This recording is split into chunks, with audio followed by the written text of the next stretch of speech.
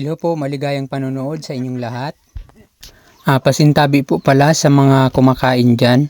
Papakita ko po sa inyo kung paano po ako mag-kulik ng ipot ng manok para ilagay po sa aming mga pananim dito sa farm. Ang ibang proseso po ng pagkukulik ng ipot ng manok bago ilagay sa mga pananim ay nilalagay po muna sila sa sako at pinapatuyo bago po ilagay sa pananim. Ito naman po ay base po sa aking karanasan. Binago ko po ito dahil sa dami po ng mga pananim dito sa aming lupa ay kinukulang po ako sa mga ipot ng manok. Kaya kung hihintayin ko pa po na matuyo bago ko po ilagay, so matagal. Kaya ang ginagawa ko po ay ganito. Effective naman po ito at talagang natuklasan ko na dahil ginawa ko na po ito bago ko po ito pinakita sa inyong video. Kung makikita nyo po halos hindi na po ito ipot na bago, pero ito po ay may mga manok sa taas. Ayan po yung mga manok, may itlog pa po yan. Pero pag tiningnan nyo po sa baba, wala po kayong makikitang bagong ipot ng manok. Ayan o, ito na po mismo yung ipot.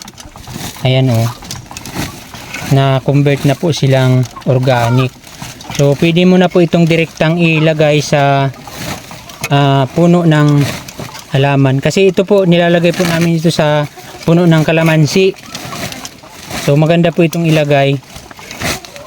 Hindi ka na po mapatuyo kasi direkta na po itong ilalagay. Ganito po yung ginagawa namin dito. Ayan o. Organic na siyang fertilizer. Ganyan po. Oh. Ang mga gumagawa po niyan, ito oh. Na yan. Ino-convert na nila yung ano. Kaya wala po kayo ditong mapapansing ipot ng manok oh. Tsaka wala rin po kayong makikitang langaw or bangaw kasi wala pong amoy ito at tsaka hindi rin po nakakadiring kunin kasi wala po siyang amoy. So kaya kahit po mag-ilalim ka dyan, hindi ka po masusupukate ng amoy ng ipot kasi wala po siyang amoy. Kasi hindi na po talaga sila ipot ng manok. Tain na po sila ng uod kasi pagbagsak po ng ipot dyan, kinakain po kaagad ng uod. Tapos pag ipot po ng uod, yun na po yung parang lupa na siyang bilog-bilog. Yun na po yung nilalagay ko sa kalamansi. Ang iingatan mo na lang po dyan, kung mag-ipot po yung manok, mapatakan ka. Pero mayroon naman po dyan sa gitna na yung nilalakadan doon sa taas pagkulik ng itlog.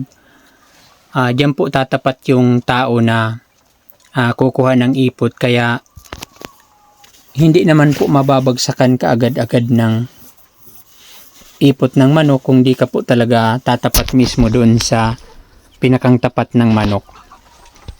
So ganyan lang po yung proseso na mabilis po na ilagay yung ipot ng manok sa mga halaman. Ang ginagawa ko po dito, nakulik po ako ng ipot every 1 month.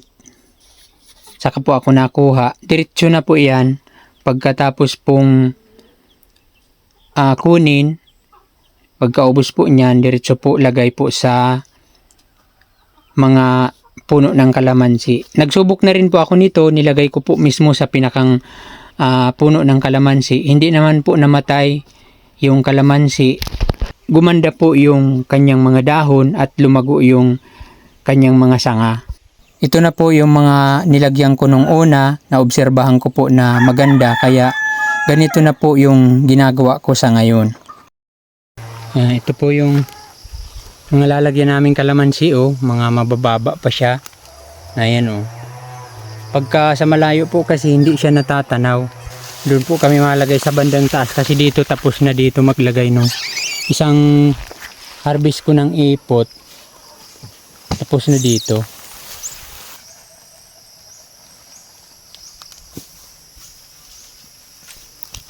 So ayan po, ganyan lang po yung paglalagay. Napakaganda pong ipaglagay po ito sa mga halaman, kahit po sa anong halaman na gusto mong patabain, kasi hindi po siya nadikit sa pala. Kumbaga parang fertilizer na din po siya na pag pinala mo siya, hindi po siya nadikit na maging malagkit yung pala o kaya magdikit sa pala, kasi parang bilog-bilog po kasi siya na medyo matigas. Hindi po katulad ng pinato yung ipot, kasi minsan po may mga buo siya, so may posibilidad na malagyan mo ng marami. Ito po talagang parang kung na-imagine mo po yung buhangin, pag pinala mo parang ganun lang po siya ka smooth na ilagay. Ito po yung mga kalamansi namin dito sa bandang taas.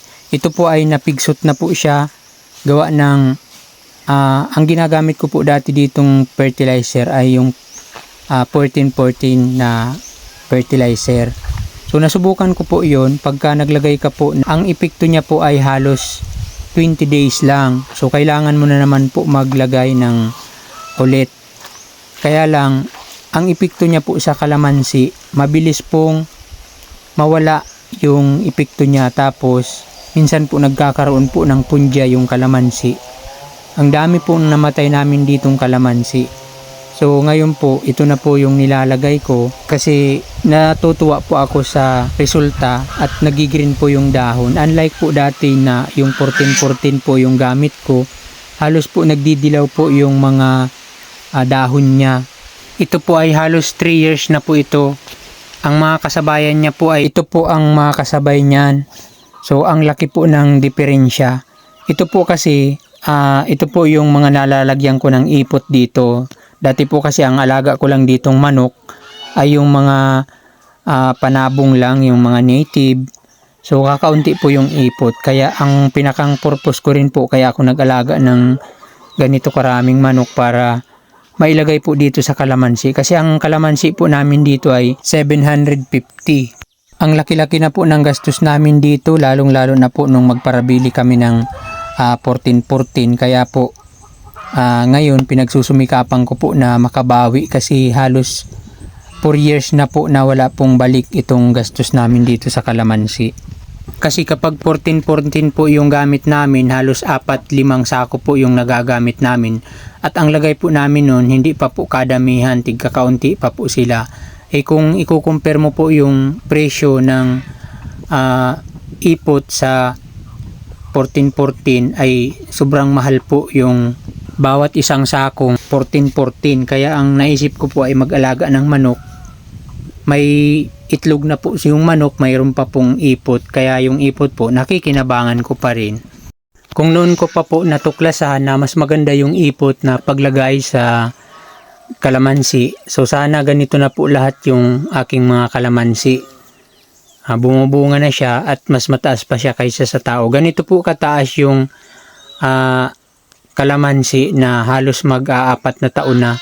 Hindi ko naman po sinisiraan yung fertilizer. Ito lang po yung base po sa karanasan ko. So hanggang dito na lang po yung aking video. Maraming salamat po sa inyong panonood. More power po. God bless.